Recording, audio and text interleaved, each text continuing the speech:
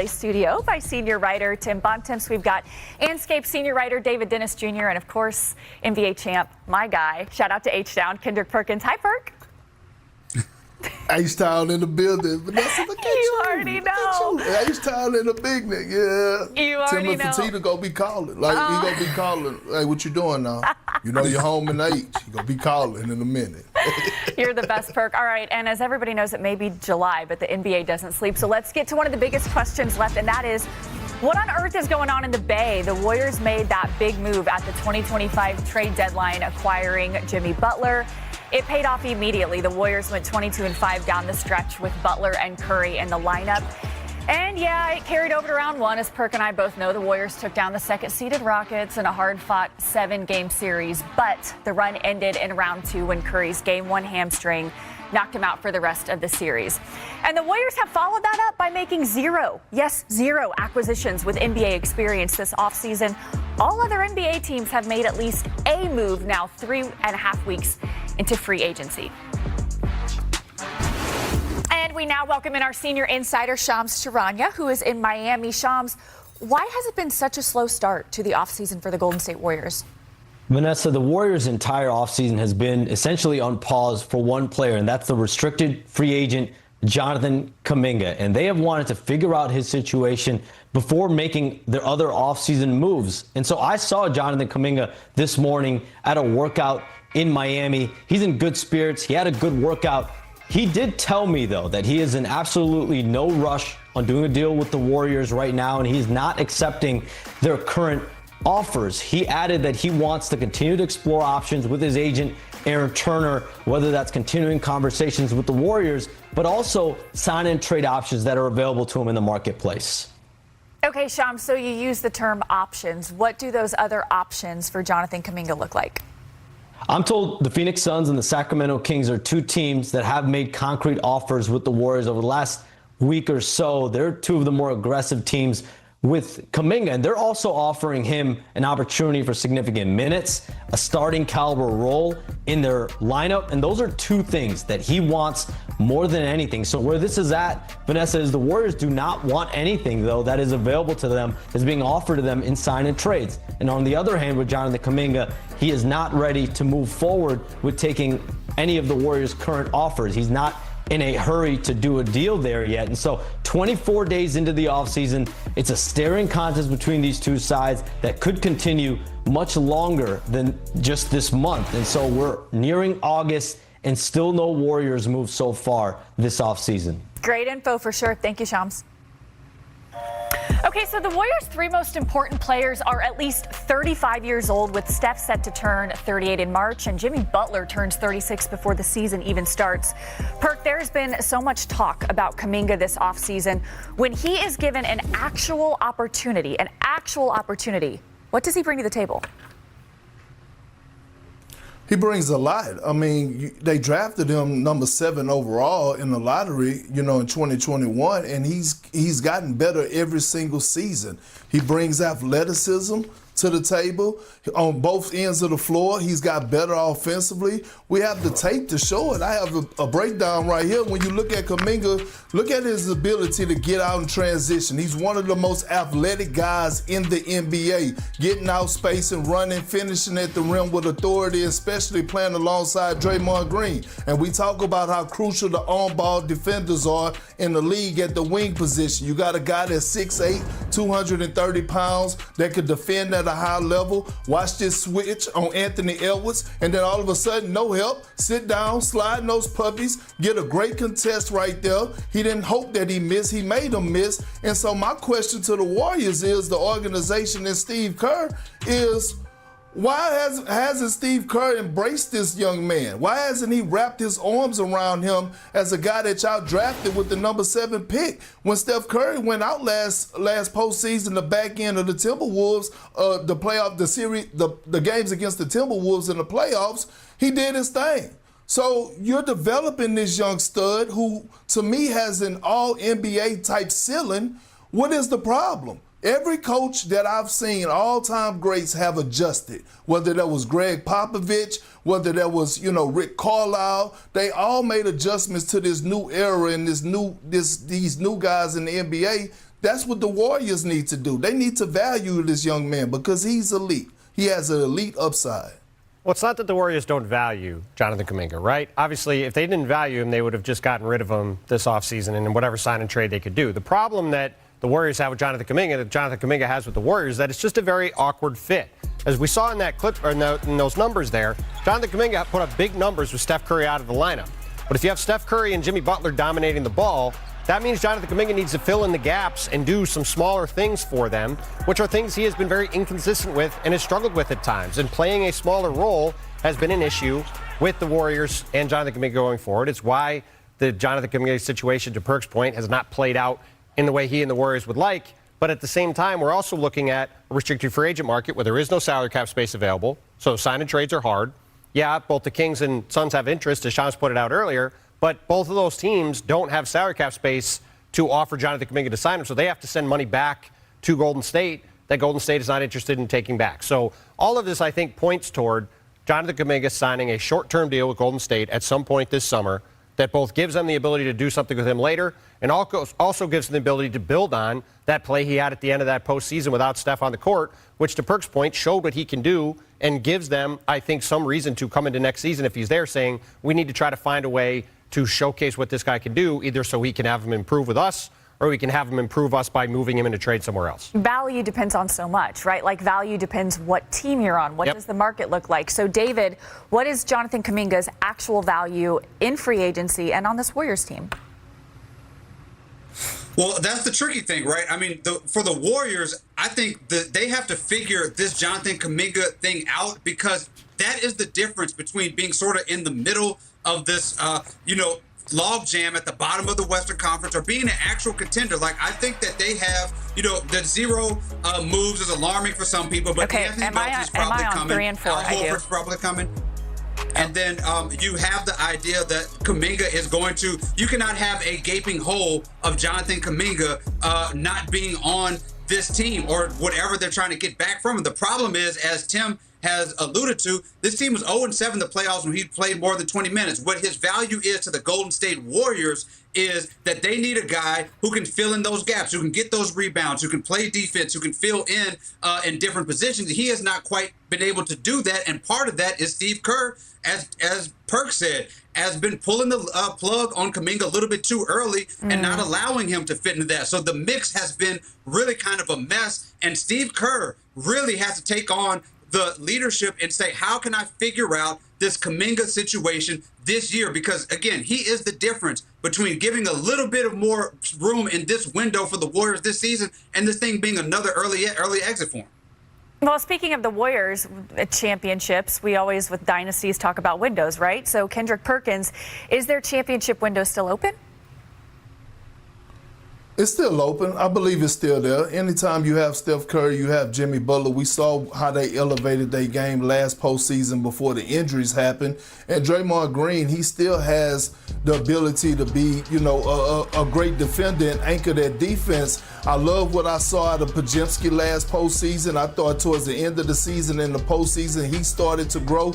But again, this Jonathan Kuminga space, this Jonathan Kuminga situation, you need a guy like this. You need athleticism at the wing position. When you look at the top two teams, in my eyes, in the Western Conference, you're looking at Oklahoma City Thunder. Obviously, they just won the NBA championship. And then you're looking at the Houston Rockets. They keep loading up on the wing position. I ain't talking about Buffalo Wild Wings. I'm talking about bodies. That's how important it is. The athleticism is the most important position in the damn NBA, and they have a guy in Jonathan Kuminga, as David just alluded to, that could move the needle for them to take them over the hump if they just embrace him. The problem with the Warriors having a championship window and the problem with anybody else, even including the Houston Rockets having a championship window in the West, is because there's a team that just won 68 games and won the title in the West that had 2 players older than 27 on their roster. So I think there's a very small window for just about anybody in the West to win a title right now, including Golden State. However, the Warriors did go 22-5 with Jimmy Butler and Steph Curry down the stretch. They do have a very high ceiling. Steph has always given the Thunder a lot of trouble. If they can get to the playoffs healthy, I do think they have a chance to make a run. But, again, right now, to me, it's Oklahoma City and everybody else out west. Uh-huh.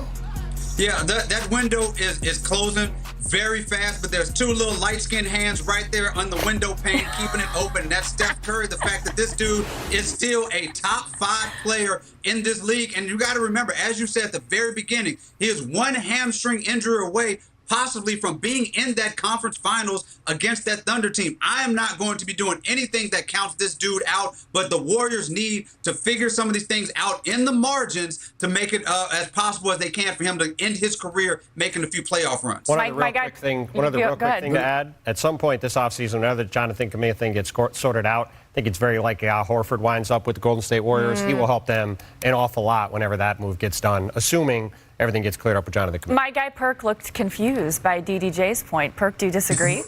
Vanessa, let's go to commercial because David just said that Steph Curry is still. David just said that Steph Curry still is a top 5 player in the NBA, and Tim said it's Oklahoma City and everybody else. Like the Rockets just didn't get Kevin Durant. They finished second in the Western Conference last year. Oh, I think the Rockets without Kevin Durant, and now the Rockets have Kevin Durant. Trust me, I hear you. Rockets are going to be quite good, Kirk. Don't worry. I'm not doubting them. All right, coming up, it is extension season. Welcome back to Warriors Nation News, the home of every diehard Golden State Warriors supporter. And today, we need to talk. Not about Steph's shooting, not about Draymond's defense, not even about Clay's uncertain future, but about one of the most polarizing and misunderstood figures on this team, Jonathan Kuminga. You've probably seen the headlines lately. You've definitely heard Kendrick Perkins' passionate outburst on NBA Today, where he straight up asked the question that's been on a lot of our minds. Why hasn't Steve Kerr embraced this young man? That's not just media talk. That's a reflection of what so many Warriors fans have been thinking for months, maybe years. So, let's break it all down. Is Kerr truly undervaluing Kuminga? What's really going on behind closed doors in San Francisco? And where do the Warriors go from here, especially with Kuminga now entering restricted free agency and rumors flying left and right? Stay with us. You're not gonna want to miss this. The Kendrick Perkins question, a voice for the people. Let's begin with Kendrick Perkins. Say what you want about him, but when he spoke about Kuminga, it felt real. He didn't hold back. He's gotten better every single season. He brings athleticism to the table on both ends of the floor. He's gotten better offensively. He's one of the most athletic guys in the NBA. That's not an exaggeration. Kuminga's vertical game is elite. His defensive potential, sky high. His ability to run the floor, switch on defense, and finish through contact. Those are tools you can't teach. Perkins continued, to the Warriors, the organization, and Steve Kerr, is why hasn't Steve Kerr embraced this young man? That's what the Warriors need to do. They need to value this young man because he's elite. Perk's words struck a nerve, and honestly, he's not wrong. What's holding Kerr back? Now, here's where things get interesting. Steve Kerr is a legendary coach. Multiple rings, built an unselfish culture, maximized Steph, Dre, Clay, and even turned Andre Iguodala into a Finals MVP. But when it comes to young talent, Kerr has never been quick to trust. We saw it with James Wiseman. We saw it at times with Moses Moody. And now the saga continues with Kuminga. The tension isn't new. Last season, Kuminga himself expressed frustration over inconsistent minutes, and fans remember it vividly. One game, he'd dominate with energy and fast break dunks. The next, he'd barely touch the floor. It's not just about experience. It's about identity. Kerr loves ball movement, read and react, IQ over ISO ball. And while Kuminga has improved dramatically in his decision-making, there seems to be a philosophical disconnect. But here's the thing. Isn't growth exactly what you want from a young player? Kuminga has improved. The numbers back it up. The eye test confirms it, and teammates have vouched for his work ethic. So again, why the hesitation? Free agency limbo. What we know. let's address the contract situation. Kuminga is now a restricted free agent, and unlike unrestricted free agents, he can't just walk away. The Warriors can match any offer that comes his way. But what's raising eyebrows is that Golden State hasn't rushed to offer him an extension themselves. Sure, they're not alone. Other restricted free agents like Quentin Grimes, Cam Thomas, and Josh Giddey are also waiting. But Kuminga's situation feels more loaded because his future isn't just about dollars, it's about trust. And that brings us to the tweet. Kuminga's agent claps back. #fake news. Jonathan Kuminga's agent Aaron Turner wasn't about to let false narratives take over the internet. Reports circulated that Kuminga had turned down a $30 million per year extension from the Warriors last October. But Turner shut that down fast. No one on our side was turning down $30 million a year. Our camp is smarter than that. Narrative makes no sense. Twisted up Slater's words, I think. #fake news. Strong words. And important ones, because if the Warriors never officially made that offer, or if the terms weren't what the media claimed, then we have to reevaluate everything we thought we knew. Turner was referring to an old Athletic article by Anthony Slater, and to be fair, even Slater admitted the language was vague. So, again, where is the truth? Is the front office being overly cautious? Is Kerr sending a message? Or is there still some disconnect between how the organization views Kuminga and what fans, and his own camp, see in him? What the numbers say. Let's not ignore production. In 2024-25, Kuminga averaged career highs in points, rebounds, field goal percentage, and minutes per game. He showed more control, better shot selection, and a willingness to buy into the system, even if it didn't always reward him. When the Warriors' vets sat out, Kuminga often took over. He flashed star potential, not just role player flashes. His ability to create off the dribble, finish in traffic, and defend multiple positions is rare. And at just 22 years old, he's only getting started. So again, why isn't this a no-brainer? Warriors fans, let's be honest. We're at a crossroads. Jonathan Kuminga is not just another player. He's a symbol of this team's next era, if the franchise chooses to embrace it. Yes, we're all grateful for the dynasty years. Yes, we trust Steve Kerr. But if we want another parade down Market Street, we need more than nostalgia. We need talent, youth, athleticism, and above all, belief. Kuminga has earned that belief. So now we ask you, Dub Nation, do you think Steve Kerr has done enough to develop and trust Kuminga? Should the Warriors go all in and make him part of the core moving forward? Or do you think the front office still sees him more as a trade asset than a foundational piece? Let us know in the comments. Seriously, we want to hear from you. Because this is more than a contract story. It's about how this franchise evolves or stays stuck in the past.